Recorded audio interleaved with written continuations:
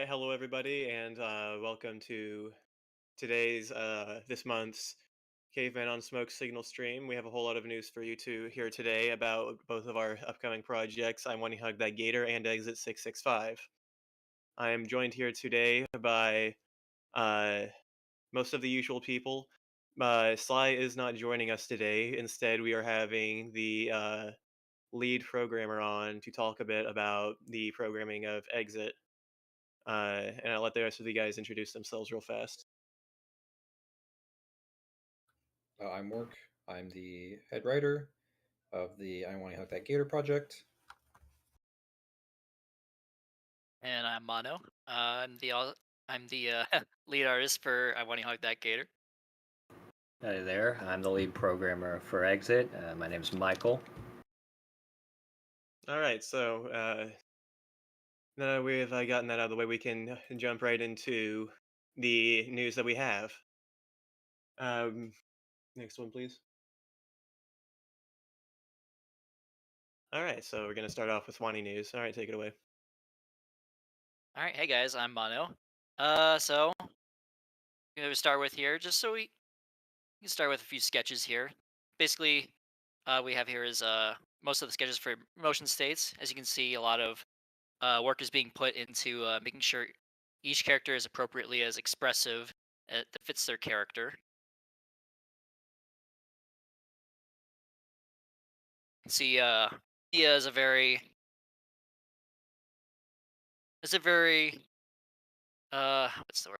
Very confrontational person. So you're going to be seeing a lot of smug, a lot of self-confident, a lot of aggressive looking sprites, as well as Inko here. Yeah,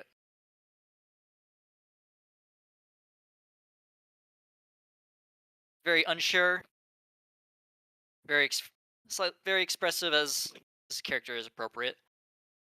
And you have me, excuse me, Olivia here. Obviously, a lot of her emotion is going to be tied to the upper half of her body.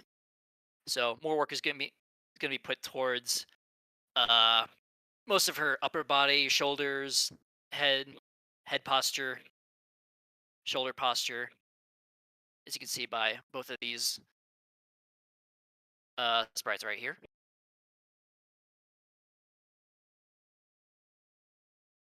And we have Principal Scalar right here and Mysterioticon right here. As you can see, he's also a very expressive person. As for speaking of Mysterioticon, one of the major comments of Atticon sprite is that uh, the original sprite was very convoluted and very, I guess, contentious as a design. So put a lot of work into consolidating the design here. A little bit less convoluted, a little bit more to the point, and a little bit more cohesive as a design itself. Yeah, there we go, the new and improved Yatacon. Uh, Definitely a step up over the original. I got to help with rendering this one as well. Really liking how the cast is really coming together at this point, especially Yeah, the we extra details that we're having on various parts of the body, like the wings or the crest, and how they're elaborated on. yeah, and this new Itacon sprite will be posted on the website. It'll be joining all the other updated ones that we have on the main cast list. Our artists did a really good job. So big kudos to everybody who was involved in kind of all the sprite updates. A lot of work was put into there, so it's really nice to see these come to a head. I would like to touch back on the sketches that Mono showed off. Um, One thing that we were really kind of looking for is to, like he said, kind of give each character their own expressive identity, in the same way that we've done in the past with like Snoop Game, where you have the different emotive states. You kind of have the basic set, and then you have the much more extravagant, exaggerated, really emotive ones that will be employed in very kind of like key situations. So it's nice to be able to tie the art in with the emotion that we want to bring through and the writing and the story. So it's nice to kind of explore that space and just get a feel for um, what works best for each character. I know Mia kind of has gone through a little bit of a slight change, kind of to bring her condescending attitude out. That's been enjoyable to watch. Um, Definitely, the Olivia I think has gone through the most kind of transformation from her original set to this one now. So that's also really rewarding to see her. I think it really reflects her personality well. So I'm excited to see it at the end. I know hopefully everybody else is. So definitely something to look forward to. All right, if there's any more comments on those, we can move on to the next one. Okay. Uh, so exit work. This past month, the main focus has been on getting the battle system functioning and all together, and mostly that means UI.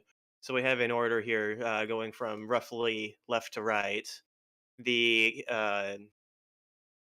status bar on the left there, the battle menu, which is going to be filled in with various options you can select, which is going to be done in engine, which is why it's empty. A critical hit sprite. There we have one for EL, and then at certain points in fights you can get some extra supports, and then those they're going to be the cut-in one right there with Dory.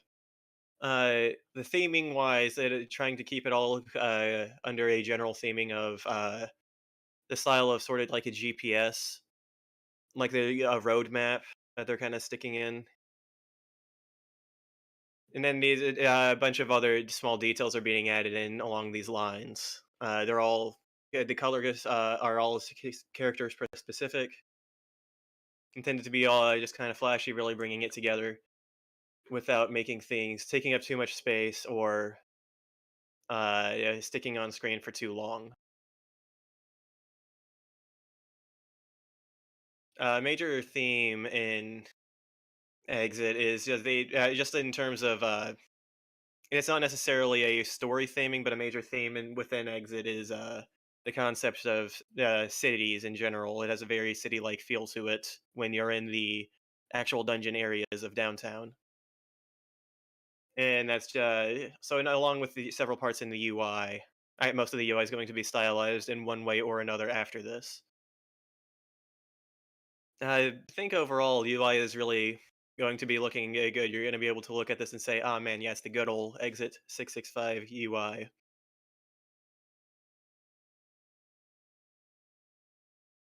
And then we have one more to show off here. This is just one of the moves that we have ready. This is for a move for Sten that we have animated.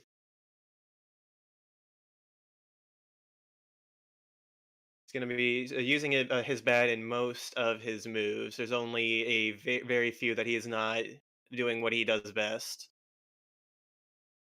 And this is just one example of one of the moves that we have. This is not his basic attack. This is a different move.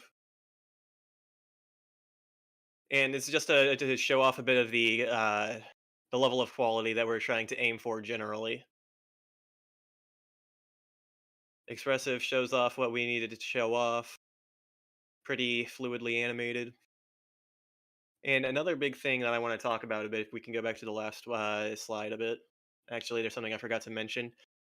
So on the battle menu one, the one that's on the bottom left corner section, a large chunk of it is also going to be procedurally done. I want to say procedurally animated, and that's going to mean that the option that you have is highlighted, and we don't have to go through and make an asset for every possible selection that the player is going to have. It's going to be done in engine. We're going to be able to talk a lot more on procedural animation and what it is, and how we're going to be able to use it in a bit once Michael is able to start talking. So generally speaking, that has been the major pull. We've been just getting all the UI out of the way, getting the battle system functioning as quickly as possible, and the idea is soon we'll be able to start showing off a whole lot more in terms of gameplay. So, and on that note, would like to pass things off for a little while to Michael. Okay. I did see in chat someone did ask about game engine stuff, and that's a great question, and it's going to go and tie into what I'm going to say and what I have to present. So we've sort of toyed around with a couple different engines, but we've finally settled on Godot or Godot, something like that. I don't really actually know how to pronounce it. I don't think anyone does. But we've settled on it because of the fact that it puts a lot of the harder, lower level stuff in the hands of the engine, where we can focus on the game itself. So it's very similar in terms of language. They use GD script, which is very similar to Python. And since we've worked in Python before with Rinpy, it's not a harsh transition at all. There's some stuff in there that's a bit like, oh wow, this is new, like their object system and their signal system, but it's something that can be understood for anyone with decent programming knowledge, which our devs have. So with that, I guess we can go into some of the cool stuff that we've done. Now, we did spend a bit of... Oh, you want to say If I may something? make a side comment, yeah, another great benefit that we have to using Godot, we have a few that we had.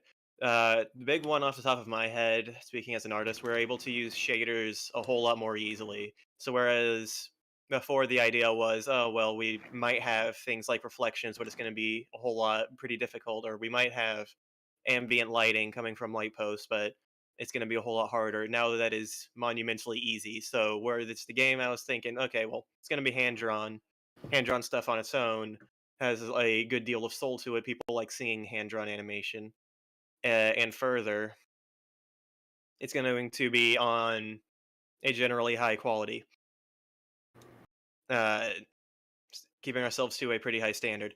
And now with this, so we can. I'm a lot more confident in saying that the game is going to, at the very least, look pretty.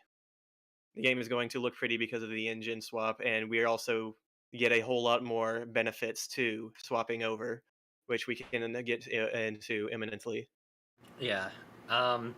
We were originally, I think this was said before, but we were originally looking at Pygame because it's a lot it's a lot smaller. It's a lot more in the control of the devs, and that's it's pretty nice in that regard. But it was not feature complete compared to something like Godot and doing what we needed it to do.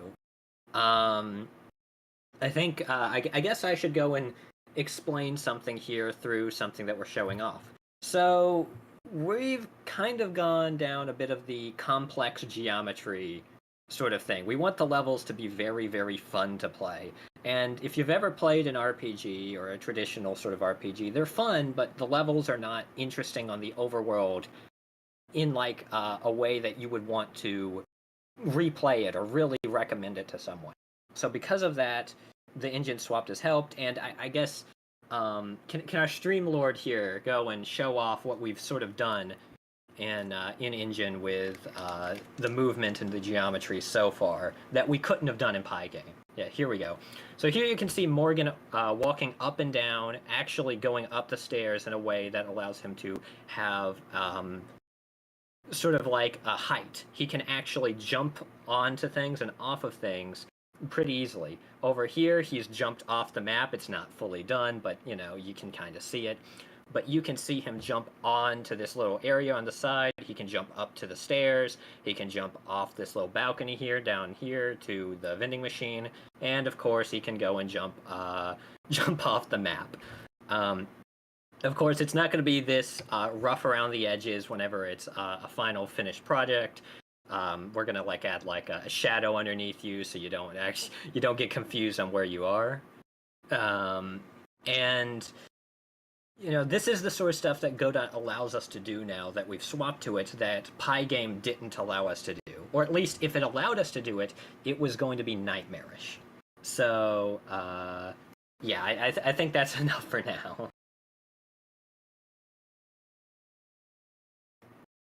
Anyone else want to take up the mantle?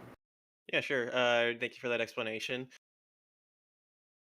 So generally speaking, I've been saying that a lot recently.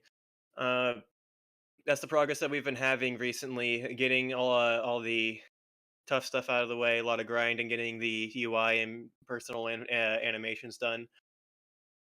Once the character, the good thing about the characters being done is obviously you only have to do them once. So after it's done, then we can just focus on doing all this other stuff, doing backgrounds, which I'm excited to get into, and enemy characters, among a whole a bunch of other, just the whole rest of it.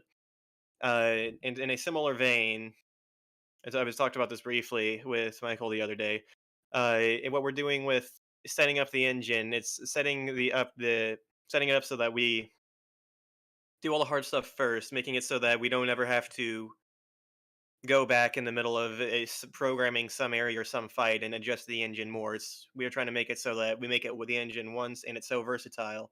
The rest of it is just plug and play. You just stick the assets where we want them, tell it to do this, that, and the other, and it's that easy. You don't have to go back and fix things. I guess I'll pick up on that a bit. We've we've sort of kind of gotten like dialogue complete.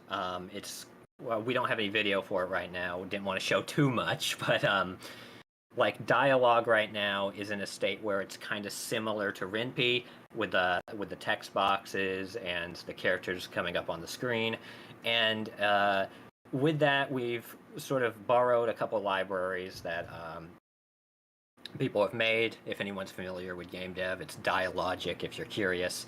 And we're currently working on some, utility programs for ourselves to go and connect up the writer's workflow with Dialogic's workflow, because that's currently not the same. We're trying to get stuff like that out of the way during the beginning, so if any big change needs to happen, or if any new cool feature needs to come in, or an area is being added to the game, we can just do it within the matter of moments and not have to finagle with the engine itself. And it should be a pretty streamlined process. So once the hard stuff's out of the way, we can get to the fun stuff that looks shiny and nice and cool. So I guess that's sort of the theme of programming right now, is all the hard stuff no one wants to work on, but we have to. That's an excellent way of putting it. And I know that you didn't want me to talk about that, the other thing, right? You should wait for the next one to talk about it. You mind just like sending what it is to me? Just yeah. Leave that off. That can stay Aw. a surprise till later. Fine. I know, but yeah. I have a little background doodle. Always the best. But I'm trying to think of something else. We're currently working on the battle system and getting that into a functional spot. Trying to get all the math worked out for how stats and moves are going to interact with each other. Don't want this to be a mess when you guys get it in your hands. So, yeah, it's just a lot of back-end stuff. True. And we're about the time where we can start taking questions a whole lot more. By all means, shoot them, and we'll answer them if we can. Yeah. And if Mono and Work have any extra comments they want to bring up. I don't have anything. Work, do you? I mean, I just kind of a question for the exit guys. Mhm. So, obviously, doing a lot of like UI and interface design, because that often is the part of the game that the player is going to be interacting the most with, menus, things like that. How much kind of time was set aside to really work on this? Were you guys working on this for a significant period of time, and then this is the end result, or is it kind of like, okay, we know we have to change this, we're going to block out these weeks to work on it, or has it kind of been this constantly evolving thing? Okay, so we have a list of stuff that we want for each milestone, and we're actually pretty close to getting to the next milestone. Where all we need left is a few more character animations. Because today I've wrapped up the rest of the UI that we need. Aside from the battle results screen. So we need that. We need a few more animations, and we need one or two other things, and we can reach the next milestone. And it's just been kind of doing that, seeing, okay, well, here's a list, here's a bit of a bounty board, and here's what I want to, what I think I'm able to do right now. And then there's not just for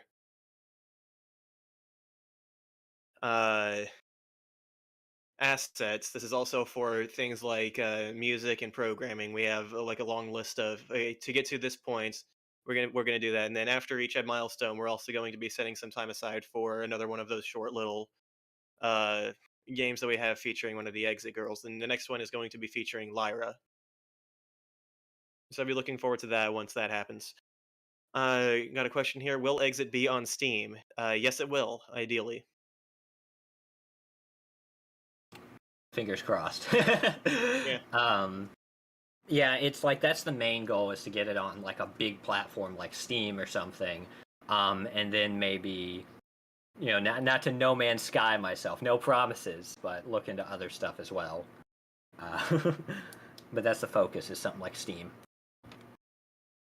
Yeah, we've been pretty worried about accidentally making some promise that we can't keep.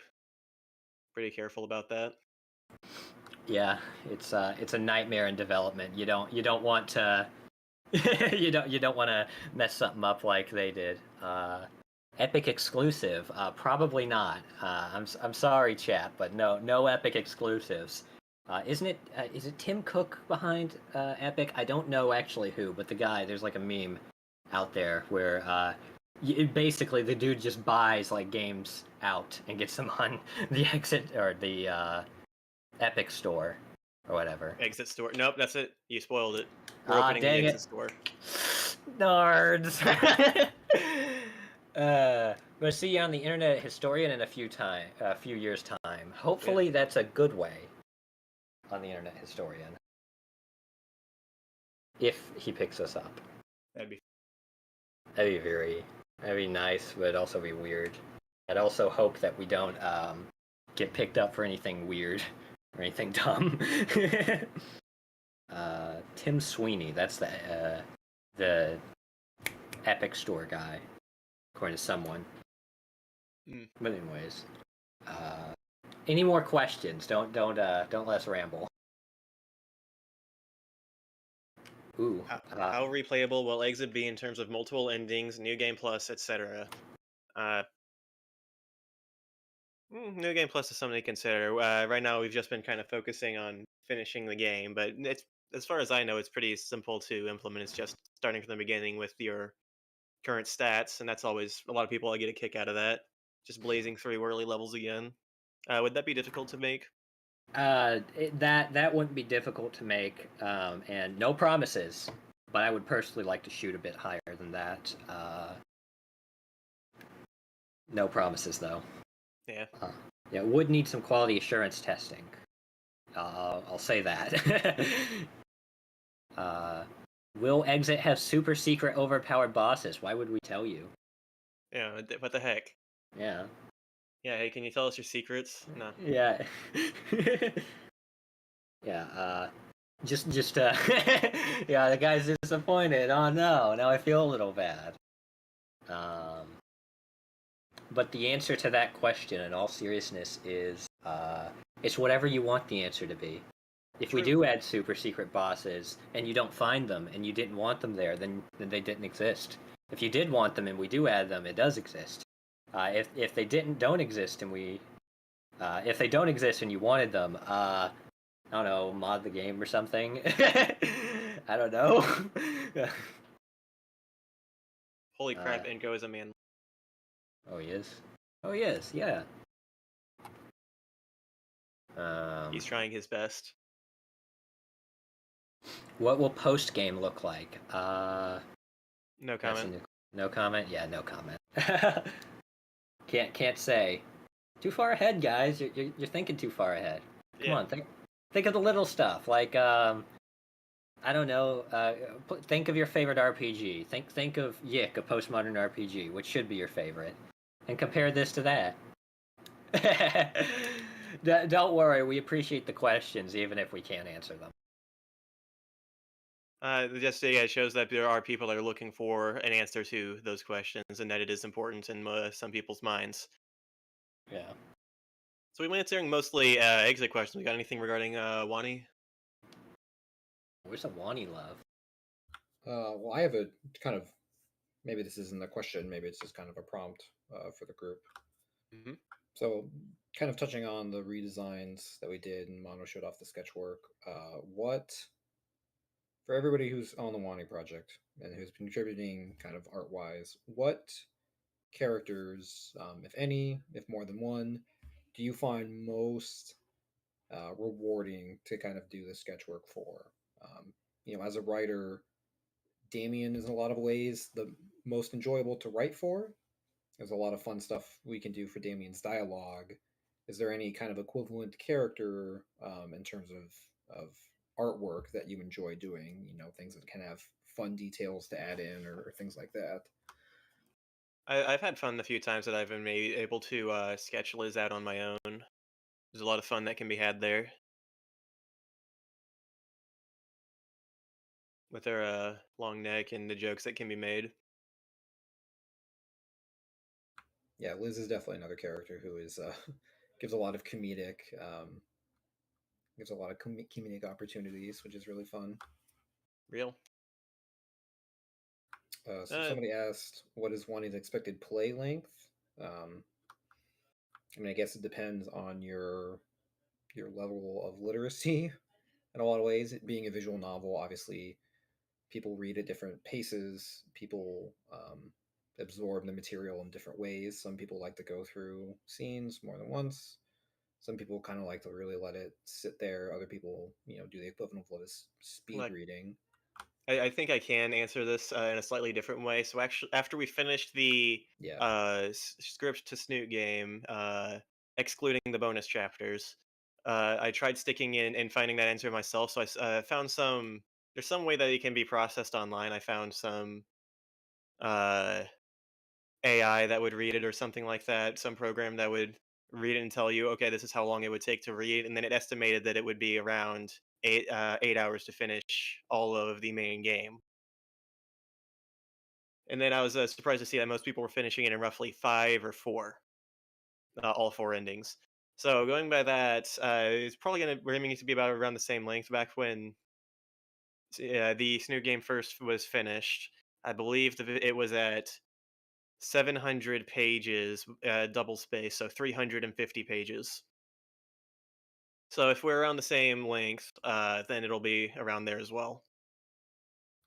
Yeah, it's interesting because you can write 50 to 100 pages of like script, and then that only equates to a 20-minute scene, a 15-minute scene, depending on how much action you want to have occur, how many kind of uh, script specific stuff like positioning and things like that. Obviously, that can increase the length, and then the actual like dialogue may not be that long. So,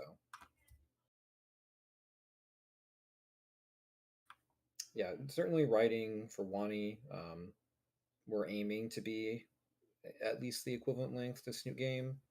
Um, Obviously, we can't just copy and paste kind of all the elements, but we want to kind of make sure we're not failing to meet what we've done before.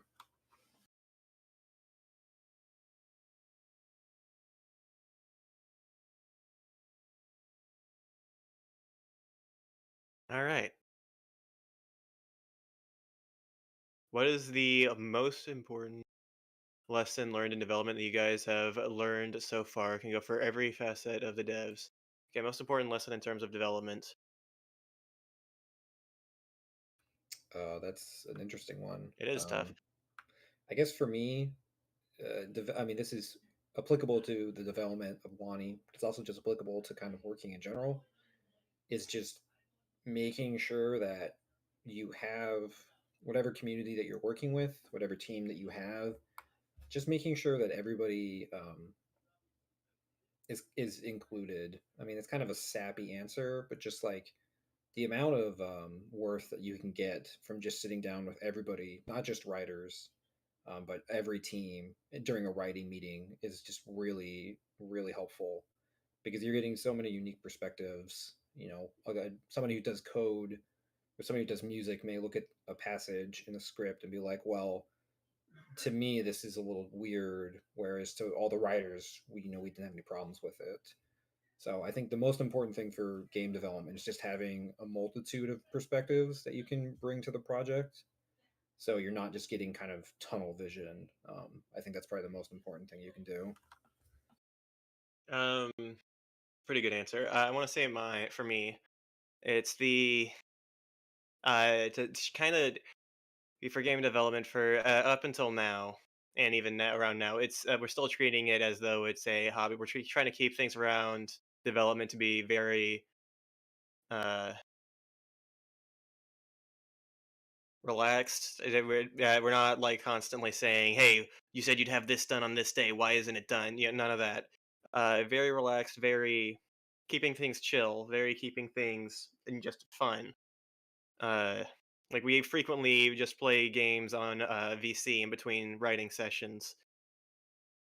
Usually these days, we've been finding a formula for what games would be fun to play, and it's usually either something like Professor Layton, which is you're able to say, okay, you there solve this puzzle, make a game out of it, or story-based games along the lines of Life is Strange, as painful as that was.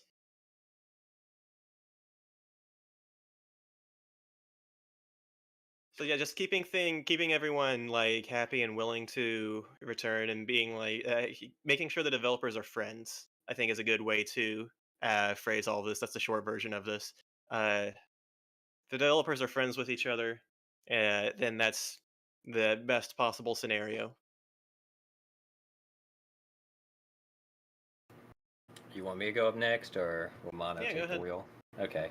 I guess since I don't want to tread over old ground and go over what they did, I'll give you something, I guess, practical if you're a programmer for games, and that is ensuring everyone is writing to the most detailed way possible of what they want exactly and clearing up any confusion of what is desired. Because we've had in our workflow, things were sort of a bit too vague with things at times, and that would cause the developers to not be able to go and do what was necessary as much as possible. We've since revamped that, and now for a feature to get in, a detailed write-up of what is desired is necessary. And now we actually have a lot better, us programmers have a lot better of an idea of what's wanted and what needs to happen and how to implement it in a practical and efficient way so that we can, deliver a product and get things done. Of course, it's not a bunch of bureaucracy in the nasty sense, but it's like ensuring that people who are requesting for things are requesting things in the best possible way. So that's like sort of I guess, a programmer-centric thing, since the other guys went for the more general stuff. So I guess, Mono, I'm going to put the spotlight on you now. Actually, by the way, we need string physics. Okay. Okay, give me 40 pages on that one. This is the exception. You can't write anything short, sweet, and concise. You gotta give me 40 pages on string physics. But, yeah. All right. Well, I guess in terms of, difficulties and hurdles to jump over, I'm sure many of you who are working on mods feel the same way. But staying motivated is a very important thing. I understand that it's easy to say, but things like getting together and just talking, just having fun with some of the other devs, just talking about the games, doing little sessions, doing you know little sketches, I think goes a long way in terms of getting progress done. In terms of getting across like the message of what we want to where we want to go with the story or where we want to go with the art direction, and it really helps. I guess communicate everything and bring to get bring a cohesive elements into the game.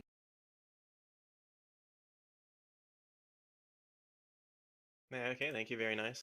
Uh, So we got another question. Is the process of making this new game helped improve the process of developing for Wani? Short answer is, of course, yes. Just going around the second time making a game. The first time has so many flaws, and the second time you're able to avoid this, that, and the other.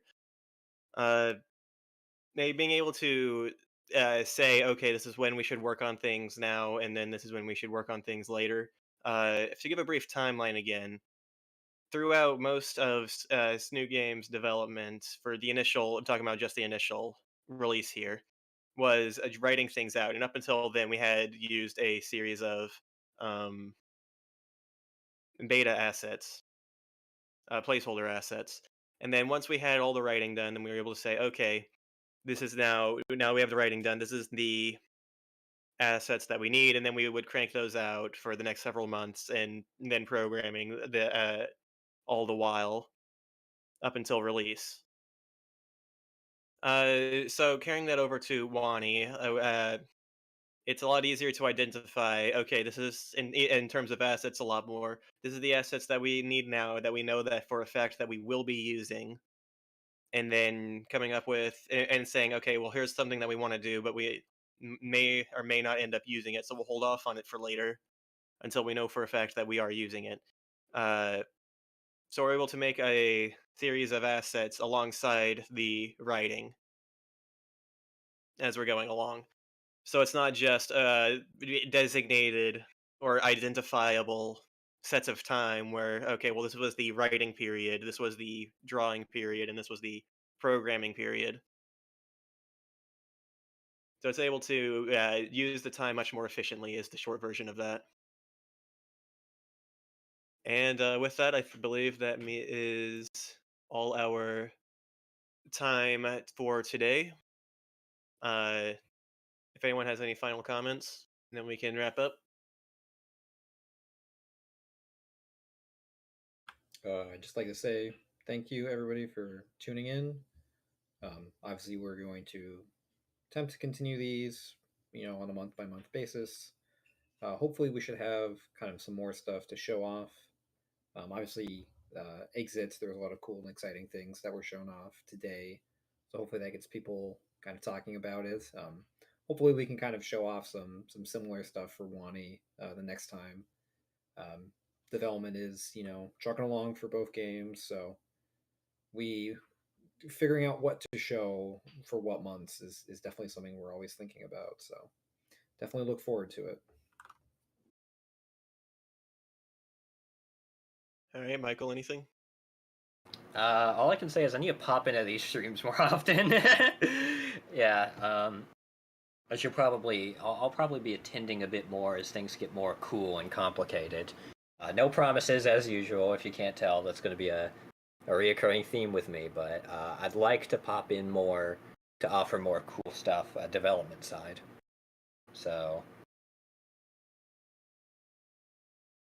All right, Mana. I know I don't say this enough, so I just want to get it out there, but all your guys' support really means a lot to me. I just want to say from the bottom of my heart, thanks for sticking with us. Yeah, thank you everybody for sticking with us. It's been a long, strange road.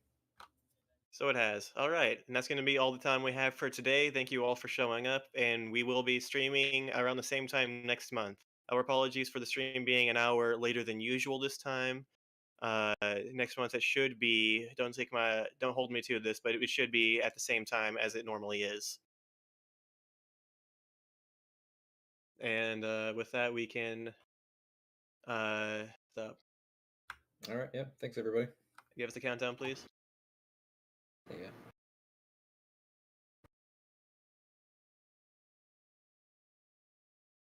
All right. You got about 4 seconds. Okay. Goodbye, everybody. Yeah, take See it easy. y'all. Yeah. Been great.